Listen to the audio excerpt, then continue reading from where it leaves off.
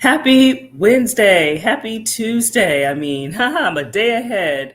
Welcome. And I am Sandra, your RDN, and welcome to It's All About Choices. You are live with It's All About Choices, where every Tuesday I have the pleasure of dishing out your weekly dose of nutrition news for your mind and your body and your soul. And I hope that everybody is having a wonderful day. And I hope that your week is going great so far. I thank you for tuning in live, and I thank you for listening to the replay. And those who know me know that I love engagement. So feel free to post, have comments, ask questions. Again, I want this to serve as a vehicle for you to learn, to grow, because you know what? We don't know what we don't know. And so this is a great opportunity to move you as well as your family forward. All right.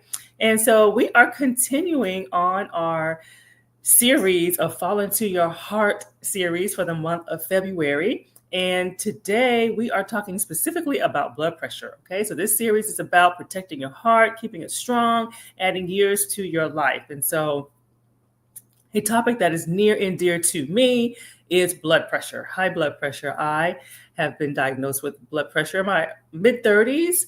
It ended up being due to genetics. However, I went through the gamut of trying to change my eating habits, trying to lose the weight, wanting to avoid medications at all costs. But however, genetics was genetics, and I was upset about that because I wanted to beat the genetics game. However, had I not done what I did, then matters would have been worse. So I had to realize that is more of a warning, and it just gave me a wake-up call to make changes in how I was eating at that time and to just make a lot of lifestyle changes that I needed to make. So sometimes good comes from an unfortunate situation, but I don't term it as a setback. I term it as a comeback as a registered dietitian, because that is how I decided to go back to school, get the credentials, and use the knowledge and the credentials as well as personal experience to stand before you and do what I do. All right. So that's the quick me in a nutshell. All right. So today we're talking about blood pressure and how weight impacts, and 3 tips on how you can reduce stress on your heart, which is very, very important. Okay. And so, do you step on the scale regularly? Do you step on the scale to check your weight? So I know there's a lot of people who are fearful of the scale for many different reasons. It is not the be all end all. No, it is not, but it is a useful tool to help to kind of keep us on track, help us to keep accountability, as long as it does not impact your mood. That is important. You cannot let the scale impact your mood. It has no feelings. It is a tool, okay? And it is not the only marker that we use to assess overall health, wellness, etc., even victories, right? But do you avoid getting on the scale to check your weight? So probably have a lot of smiles there. There are benefits to getting on the scale regularly, such as assessing your overall health and your risk for chronic illness. And so maintaining a healthy weight for your height is essential to preventing or managing high blood pressure. I know for myself, specifically, if my weight goes up, my blood pressure goes up. So it is directly tied. I know many people, they can change their eating habits independent of weight loss, and their blood pressure is great. I wish I was that person. I am not. So I lost 25 pounds during my journey. And I've had to keep that weight off. And this was in the early 2000s. I've had to keep that weight off because when it does creep up, then I notice my blood pressure creeps up. Blood pressure is also known as the silent killer. And the truth of the matter is, we have the ability to change this and to take control. I always tell people, and take a break, warm up your lunch, take a little time out to get some timely information, again, that will add some years to your life. We're going to talk about 3 must-knows that you can do to prevent and or manage blood pressure, okay? So we can't always prevent it, especially if genetics is involved, but there are many things that we can do to manage it to where we're not on 3 and 4 meds, etc., okay? And so for those who do not know who I am, I'm Sandra Goltry. I am a registered dietitian.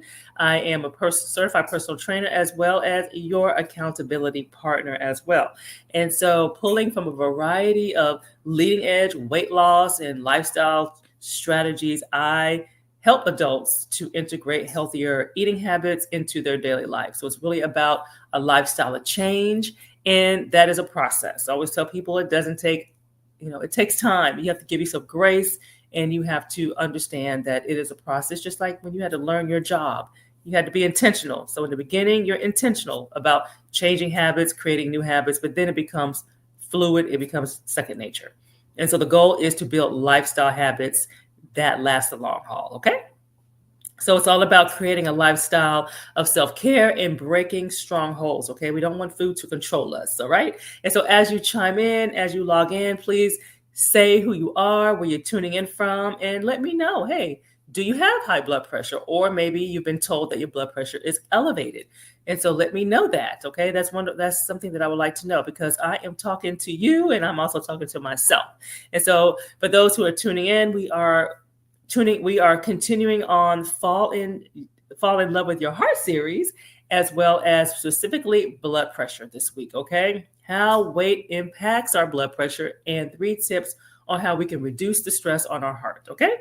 And so I always have my poll question. So let me put that up here and reply if you have high blood pressure or if you know somebody who does. So post at risk if you yourself are at risk, or maybe you have already been diagnosed, or maybe you know somebody who has been diagnosed with high blood pressure, okay?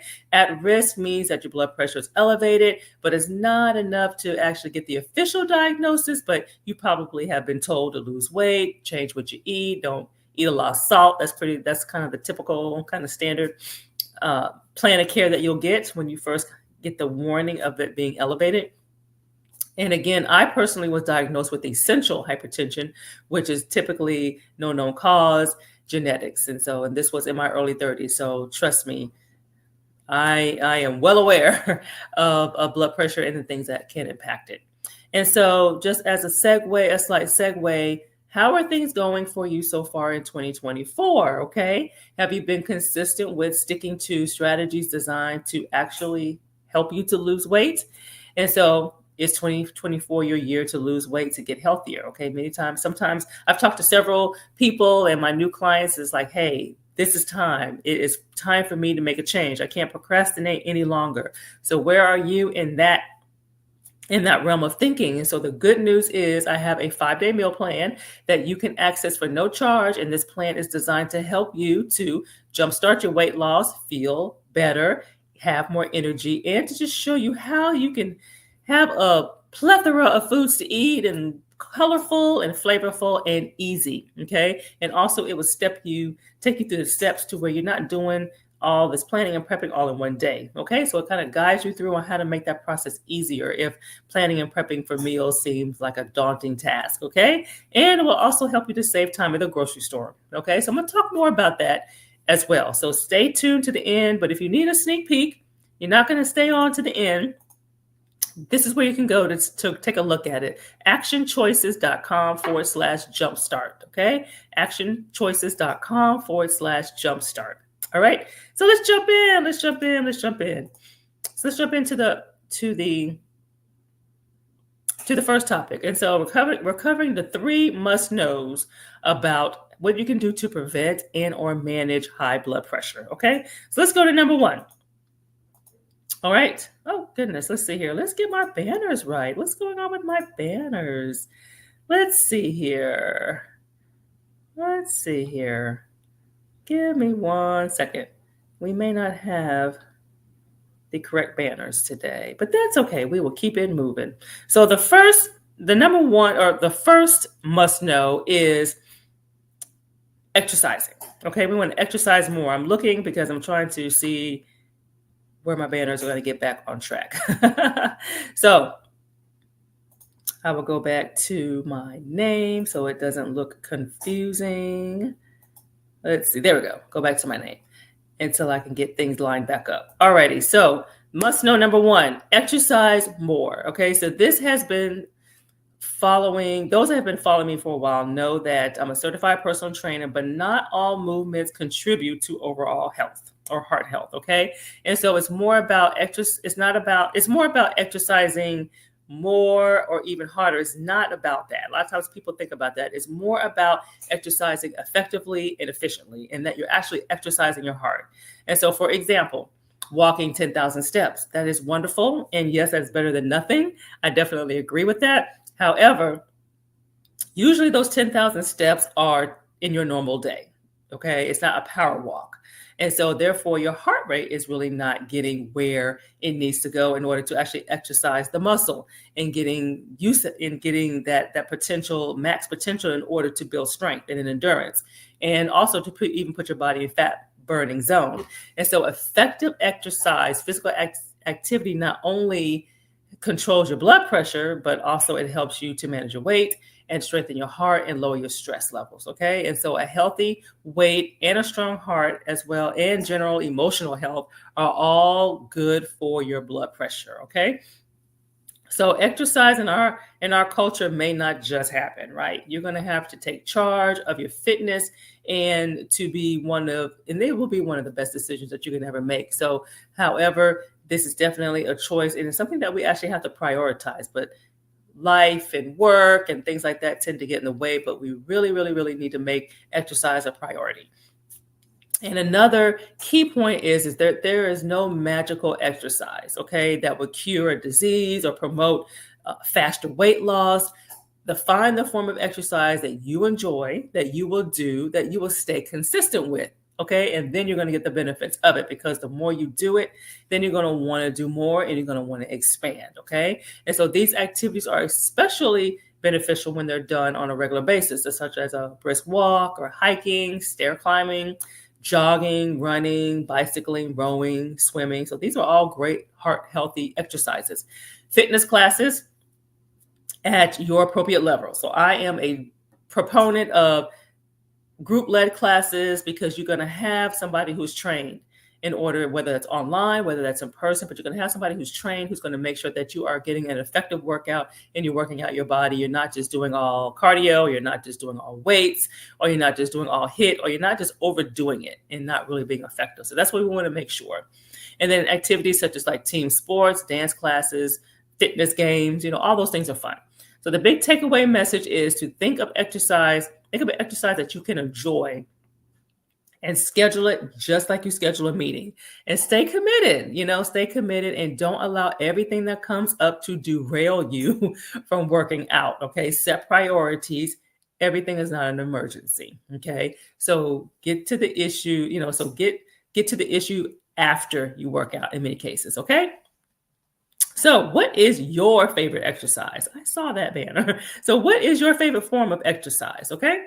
And so what is your exercise or workout of choice? And so for me, I love personal trainer led workouts. So I love the cardio with weights. I'll go heavy, dumbbell. I have all kind of props and things like that. So it's just good because, hey, it's one less thing I got to worry about. So find you a good trainer if you're okay with doing online workouts. If you prefer to go to a gym, have that group fellowship, I've done that as well, go for it. If you just like to go outside and work out, go for it. Just find a mode of exercise that you enjoy.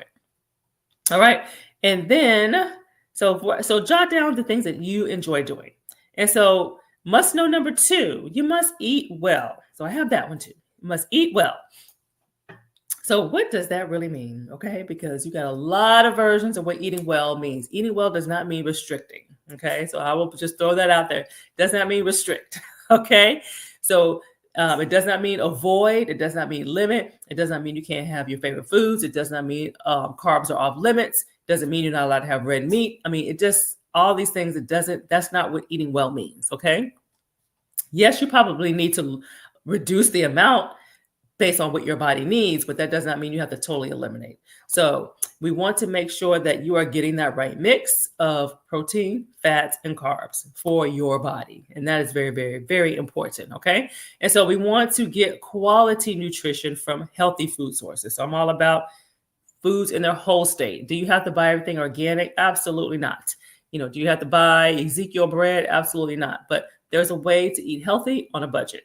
So you want to aim for a pattern of eating that's rich in fruits and vegetables, whole grains, not more than just oatmeal. We want to have, and just speaking of oatmeal, there's no difference between steel cut and regular cut. A lot of times people think steel cut is healthier. No, it's just cut different. Okay. And it's more dense. But as far as from a nutrition perspective, it's strictly preference. And so you want low fat dairy products. Yes, low fat dairy, whether that's coming from 1% fat free cow's milk, whether that's coming from lactate, whether that's coming from soy, that's where we want to get it from. Almond milk, rice milk, all that does not fall under the dairy. You can drink it, yes, but it's not going to give you the same nutritional bang as you get from a true dairy source. Removing the skin from lean protein like the poultry, turkey, fish, lean cuts of pork, beef, knowing what those lean cuts are. So that's why you don't necessarily need to cut them out. They all have this place. They all bring certain nutrients to the table, but you want to make sure you have the leaner cuts. Nuts, legumes, non-tropical vegetable oils. So our tropical oils are like coconut oil, palm oil. They're very high in saturated fats. So you want to have those in moderation, okay? You want to limit saturated fats. You want to monitor sodium intake. Your fattier cuts of meat. You want to moderate your sweets and sugar sweetened drinks. Not necessarily cut it out, but you definitely need to moderate. You want to reduce that. That should not be the predominant form of your eating pattern, okay? And trans fat, you want to avoid altogether, okay? And so when cooking at home, try to look for heart-healthy recipes. When dining out, look for the heart-healthy options. They typically will have it, but that does not necessarily mean that you have to eat like carbless. So you want to be careful with that. Okay, so let's see here. I saw this one. So reply whole grains. Which ones do you feel like you need to add more of? So that's the question. Which ones of these do you feel like you need to add more into your day? Is it whole grains? Is it low-fat dairy? Which that's a whole nother conversation. Nuts, legumes. Which ones do you feel like you need to add more of? Okay, because remember, a lot of times people are so focused on restricting that they lose sight of what's actually missing, and they wonder why they have the chemical imbalances and the hormonal imbalances and the inflammation and why their GI system is not healthy and things like that. So you got to pay attention to what is missing and what we need to add back so that the body can perform at its optimal. Okay. All righty. So what do you think you need to add back? And if you're not familiar with legumes, those such things as peanuts, chickpeas, beans, peas, lentils. So those are some examples of legumes. So where do you feel like you need to add more? Okay. Think about that.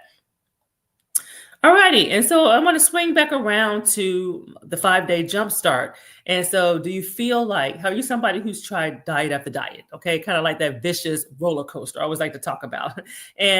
But you're not getting the results. You're not seeing the results for the effort that you're putting in. Okay. I know it's frustrating. I know it's tiresome. It's overwhelming. It's confusing when you have so much conflicting information out there. And so I got you covered. I'm all about real food. I'm all about realistic approaches and allowing yourself grace because you're not going to be perfect. I'm not perfect. All right. And so that's one reason why I created the 5-day meal plan. It's very easy to follow, and it's designed to help you to have a surge of energy that will last you throughout the day. And you're so not dependent on caffeine and sugar. It's designed to help you to have satisfying meals and will help to keep your cravings at bay, even during those very stressful times of your day. It's designed to help you to wake up feeling more refreshed, more energized, ready to start your day off strong. Again, have your coffee with breakfast, but know what a real breakfast looks like. Know what a breakfast should look like, okay? And again, you can access this at www.actionchoices.com/jumpstart. And it's a very comprehensive guide. So you will have all kinds of substitutions and notes and tricks and stuff like that to help make the 5-day journey fun for you, okay?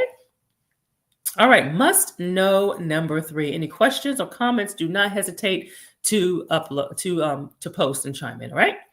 So maintaining a healthy weight, lose weight if you are overweight, okay? So I'm going to attack this one a little differently, okay? So let's define overweight and obese, okay? Those are some terms that we typically hear. And so overweight is when the doctor says you're overweight, you're slightly over what's considered healthy. Okay. And you're at risk. That puts you at a higher risk for diabetes, blood pressure, cholesterol, etc. Okay. That is important news to know. Obese means that we have too much body fat. Okay. And so it's much more than about your clothes or your size or how you look, but this is seriously can affect your health. Okay. And so a few markers to determine whether you're overweight or whether you're obese, is BMI, as well as waist circumference and hip to waist to hip ratio. And so all three of these things are used together to give a fairly accurate picture of your risk for heart disease and other illnesses and conditions that are linked to carrying too much weight. So a lot of people, BMI is not accurate because I got muscle. And yes, it is not the only, by itself, it does not take everything into consideration. However, it is a marker for health risk. It is a very good, accurate marker for health risk. So you get more into the body composition with the waist circumference and hip to waist ratio, and that will give you even more of a picture. So it is very important to have those numbers as in line as possible in order to reduce your risk, especially if you have a family history. Okay. All righty. And so what are your current weight goals? What are your current weight goals to prevent or manage high blood pressure, especially if you're somebody who's kind of got the warning about being elevated, or maybe you had it in your family. So what are your goals? What are your current goals? Is it to lose weight? Is it to maintain weight? Or maybe it's to improve your eating habits? I am a very strong proponent of food as medicine. I have seen food transform people's lives in so many ways. And so it is always room in the food department, okay? Because remember, we don't know what we don't know. I remember I didn't know what I didn't know. And when I worked with a dietitian, she was able to help me connect a lot of dots that I was not able to connect. And I had tried for 3 years to try to lose 20 pounds, and I couldn't do it. And with her help, I was able to do it in 3 months. So it's power in food when you understand it and it's done right. Do you need to get a degree in it? Absolutely not. But work with somebody who does. If not me, somebody. It's very important. And so, and not just blood pressure. If you are pre-diabetic, which I spoke about diabetes last week, do not take that lightly. It is a warning. It does not have to progress. It's a little different than blood pressure and cholesterol, where sometimes genetics is genetics. You can't escape it, but you can prevent diabetes from progressing, or pre-diabetes from progressing, even if you have a family history, but you have to take action. Okay. And cutting out carbs is not the answer. Okay. It will raise your sugar levels. So you want to make sure that you're handling it correctly. Okay. Alrighty. Takeaway. What is the big takeaway message? The first step, and to keep things in perspective. So this is a lot to take in. And especially if you tried in the past to lose weight and you're wondering, will this ever happen for you? And so that is very understandable. And so there's no one size fit all.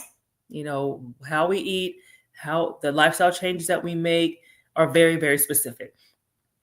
But know that if you lose as little as 5 to 10 pounds of your weight, that is a tremendous start in a very positive direction.